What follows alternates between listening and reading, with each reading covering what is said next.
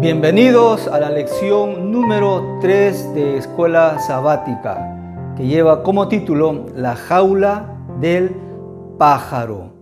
El versículo de memoria se encuentra en el libro de 1 de Pedro, capítulo 1, versículo 6. Dice así: Esto es para ustedes motivo de gran alegría, a pesar de que hasta ahora han tenido que sufrir diversas pruebas por un tiempo.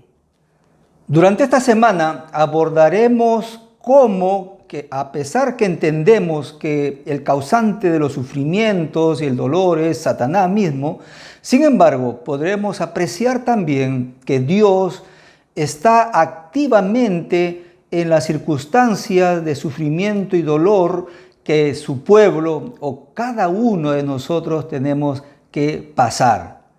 Por esta razón, veremos las pruebas o crisoles que seguirán llegando a nuestra vida.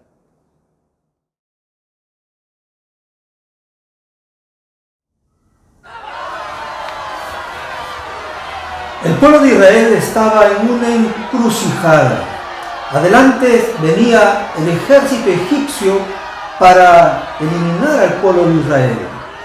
A un costado, el desierto inhóspito y mortal. Al otro, las montañas muy peligrosas. Y atrás estaba el mar.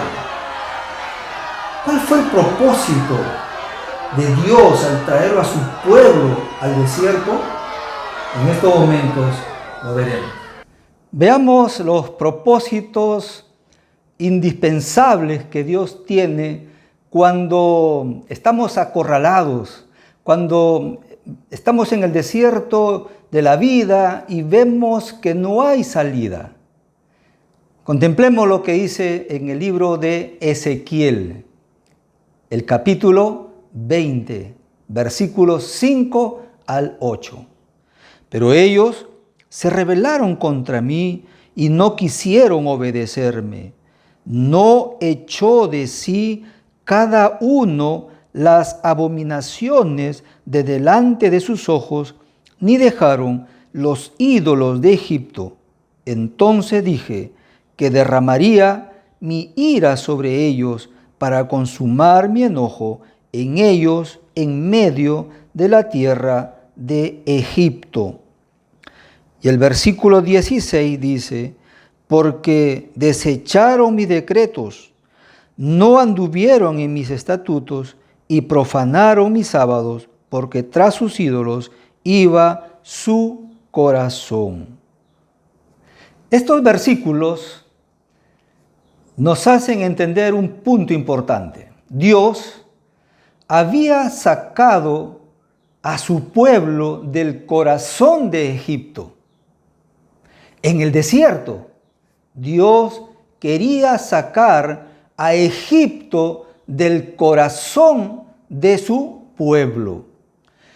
Entonces, una de las razones o propósitos fundamentales de Dios en llevarnos al desierto es para que nuestro corazón pueda estar limpio de idolatría, limpio de las comidas de Egipto, limpio de las culturas negativas que pueden infiltrar en la vida y que nos pueden llevar al fracaso espiritual.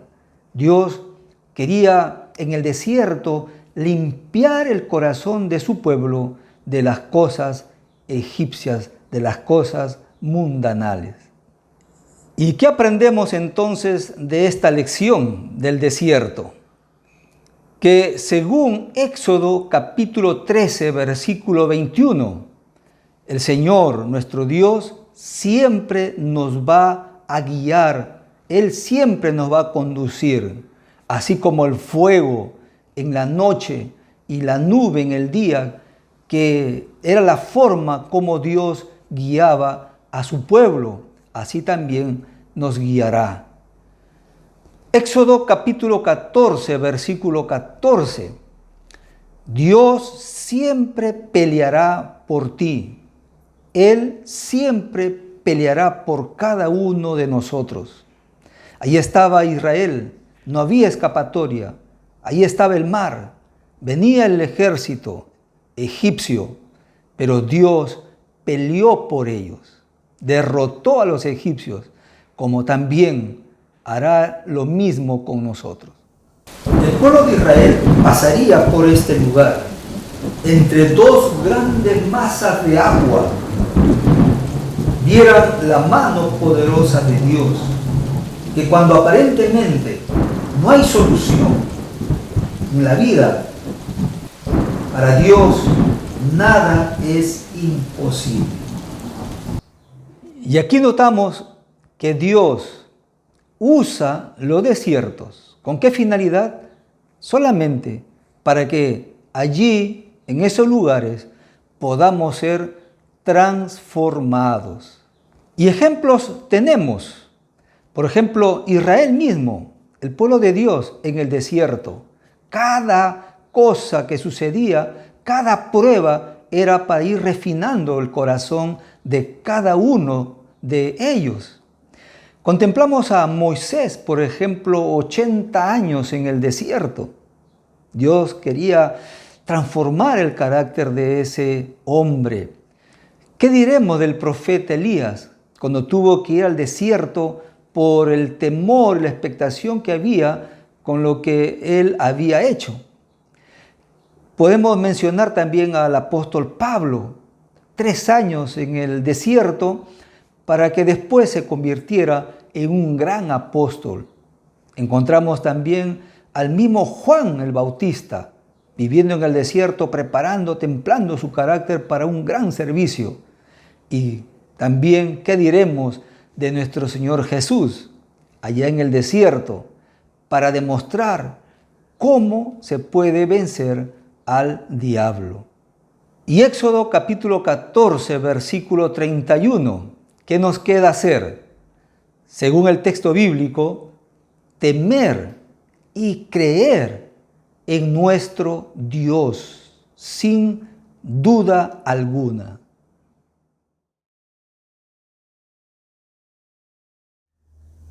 Israel había llegado a Refidim, ahí acamparon, pero tenían mucha sed y comenzaron a murmurar contra Moisés y encontraron agua. Y cuando ellos fueron, comenzaron a probar el agua, pero el agua estaba totalmente amarga. ¿Qué lección quería ahora Dios enseñar a su pueblo? Y ahora, ¿qué tiene que ver las aguas amargas? Esto implica un asunto de vital importancia, que Dios siempre nos llevará al desierto para probarnos hasta dónde nuestro corazón acepta la voluntad de Dios, acepta la conducción de Dios en nuestra vida.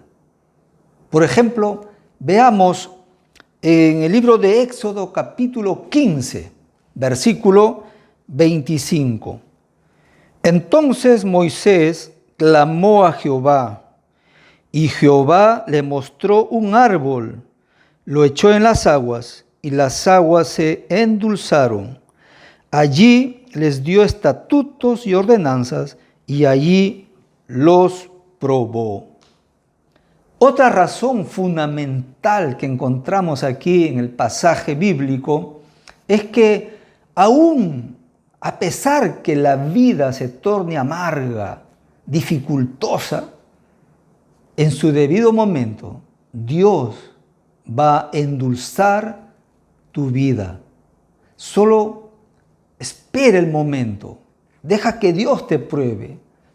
Pídele a Dios el poder para resistir y no desmayar.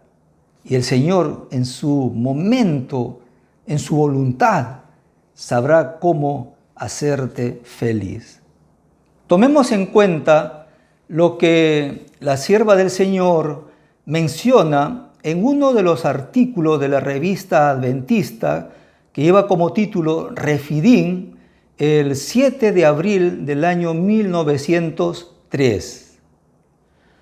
Pero en la antigüedad el Señor guió a su pueblo a Refidim y quizá decida llevarnos allí a nosotros también para probar nuestra lealtad.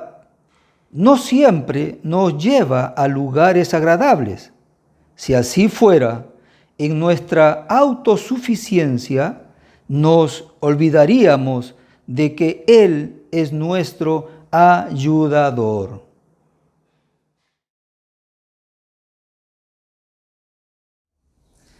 Jesús fue llevado al desierto. ¿Cuál fue el propósito? ¿Con qué finalidad el Espíritu Santo llevó a Cristo a estos lugares? Lo veremos a continuación. Otra de las grandes pruebas en el desierto se encuentra las tentaciones más feroces del diablo.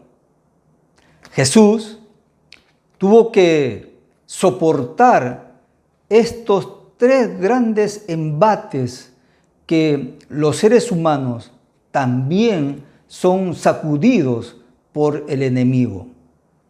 Lo bueno es que Jesús fue probado en todo, dice las Sagradas Escrituras, pero nunca se dio a la tentación. La tentación no es pecado. Todos somos tentados a cada momento. Y las tentaciones pueden llegar a ser terribles y difíciles a veces de soportar, porque cada uno de los seres humanos, cada uno de nosotros, realmente somos tentados por lo que más nos gusta. Y el apóstol Santiago, en el capítulo 1, en el versículo 14, dice que cada uno de nosotros somos tentados cuando de nuestras propias concupiscencias somos atraídos y seducidos. Las concupiscencias son todos aquellos deseos que cada persona tiene en su corazón, lo que más le gusta, y donde el diablo se encima para hacer caer a las personas. Y así, en el desierto de la vida, cada ser humano, y más aún cada hijo de Dios, está expuesto a ser tentado permanentemente. Jesús salió victorioso de la prueba. Las pruebas en el desierto y frente a todas las circunstancias de tentaciones que cada uno pueda tener.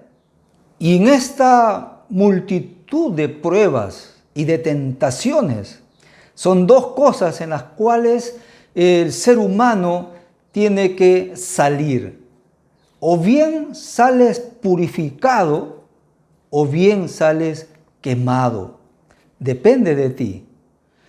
Y en este embate de las pruebas, Dios está llano a ayudarte, a restablecerte. Y si sales quemado de las pruebas, mientras todavía vivimos en la gracia divina, puedes levantarte, puedes ir corriendo a los brazos de Jesús para empezar tu vida cristiana y de preparación para el cielo.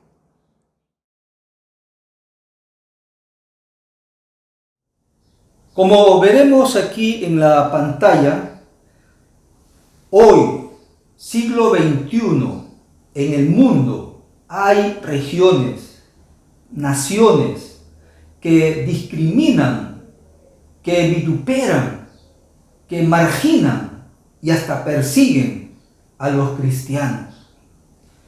Pedro en su primera carta los llamó como expatriados de la dispersión.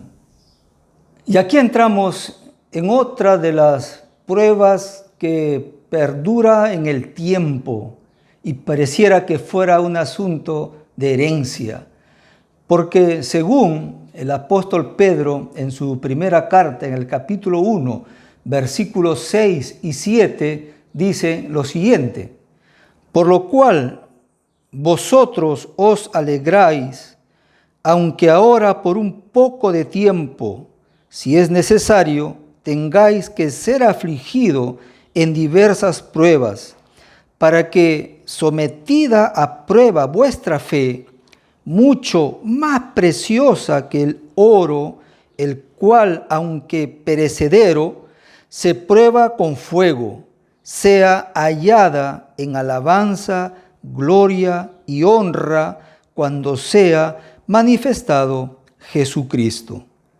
El apóstol Pedro se afana aquí para dar aliento a sus hermanos en la fe, para mantenerlos en la órbita de la vida celestial, que aún a pesar de la dificultad, de las grandes pruebas que estaban pasando y que sufrirían también los hijos de Dios durante toda la historia terrenal, en cuanto se refiere a persecuciones, a vejamientos, a vituperios, a insultos de parte de la gente con los cristianos. Hoy en día también vemos lo mismo en el mundo y lo seguiremos viendo y experimentando durante todas estas épocas hasta que Jesús venga en las nubes de los cielos. Esta expresión de expatriados de la dispersión se está refiriendo a que todos nosotros formamos parte del reino celestial. Nuestra ciudadanía, nuestra nación está ahí en el cielo. Nosotros, los hijos de Dios, están en este mundo peregrinando. Están siendo pasajeros en esta tierra. Y como hijo de Dios, frente a las circunstancias diabólicas que siempre ha tenido para perseguir a su pueblo y a sus hijos, ¿qué está escribiendo Pablo aquí en su primera carta? Se está refiriendo a aquellos cristianos que están pasando pruebas, dificultades, por ser llamados hijos de Dios, por ser cristianos, por seguir a Jesús. Y a través de toda la historia siempre vemos lo mismo. Y seguirá hasta cuando Jesús venga. Hijo de Dios, el pueblo de Dios perseguido. No pueden estar tranquilos en un lugar. Les impiden comprar, vender, reunirse en sus templos, reunirse abiertamente a alabar a Dios. Y se les llama expatriados de la dispersión porque como hijos de Dios forman parte de un reino, son hijos de una nación celestial y por lo tanto son peregrinos solamente de este mundo. Su mirada está allá arriba en el cielo y a pesar de las pruebas, de las dificultades que puedan pasar, sin embargo, Dios estará permanentemente a su lado. No hay que temer, no hay que sorprendernos por estas cosas. Al contrario, debemos mantenernos firmes y fieles al Señor Jesús. Y por este motivo, cuán dolorosas, cuán dificultosas sean las experiencias en la vida cristiana, pero si nosotros hacemos un paralelismo con la eternidad, con el cielo, con lo que nos espera allá en las cosas venideras, no hay ningún tipo de comparación.